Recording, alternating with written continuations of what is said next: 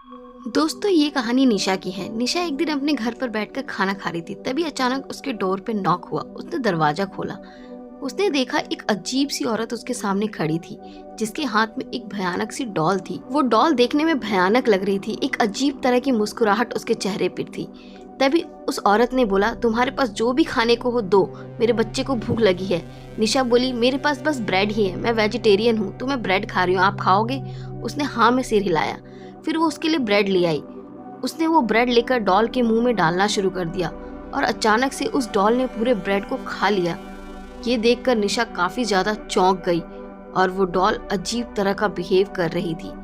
निशा को समझ नहीं आ रहा था आखिर हो क्या रहा है। औरत ने बोला, ये सब कुछ खा सकती है, इसे सब कुछ पसंद है, और ये बोलकर हंसने लगी। फिर उस डॉल ने उसके कान में कुछ बोला। उसने बोला कि उसे ब्रेड पसंद नहीं आया है, उसे मीट खाना है। तुम क्या मुझे एक मीट का टुकड़ा दे सकती हो? ये सुनकर निशा बहुत ज्यादा डर गई और उसने दरवाजा बंद कर दिया। उसे समझ नहीं आ रहा था वो क्या करे।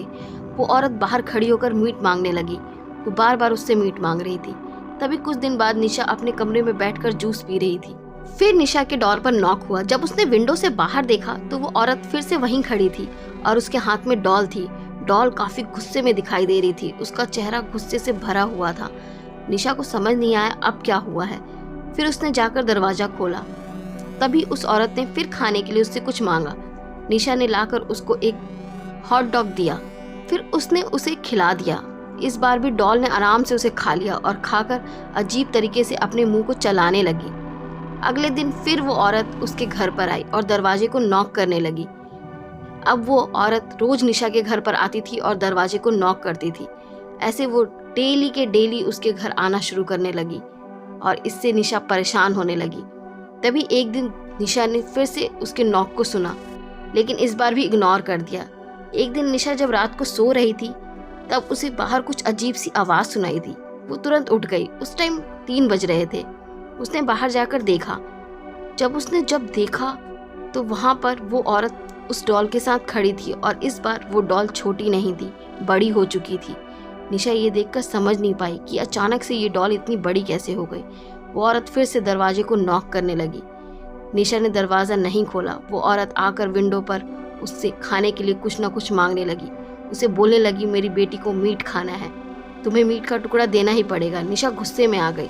फिर अगले दिन जब निशा बाहर निकली तो उसने देखा कि उसके पड़ोस में किसी की डेथ हो गई है और किसी ने उसे मार दिया है। जब उसने अपने पड़ोसी से पूछा तो पड़ोसी ने बताया कि पिछली रात ही किसी ने इसका मर्डर कर दिया है और ये मर्डर किसी और ने नहीं किया, उसी औरत ने किया जिसके पास वो डॉल थी। डॉल के नाखूनों पर उसके खून के निशान थे। वो औरत अपनी बेटी के लिए मीट का सूप बनाया करती थी और ये काम उसी औरत का है और उस डॉल के पंजों पर भी उस आदमी के खून के निशान हैं। पुलिस ये देखकर चौंक गई थी कि वो डॉल बाहर से तो पूरी प्लास्टिक की लगती थी, लेकिन अंदर से वो पूरी इंसान थी। उसके अंदर पूरे सिस्टम इंसान के थे, लेकिन वो डॉल बाहर से प्लास्टिक थी। ये सब देखकर कोई समझ नहीं पा रहा था कि आखिर ये चक्कर क्या है। ये देखकर निशा भी काफ़ी घबरा गई। उसे भी समझ नहीं आया कि ये सब चीज़ें क्या चल रही हैं। डॉल धरती पर पड़ी हुई थी। उसके पंजों पर खून के निशान थे और फेस पर अजीब सी मुस्कुराहट। Thanks for watching.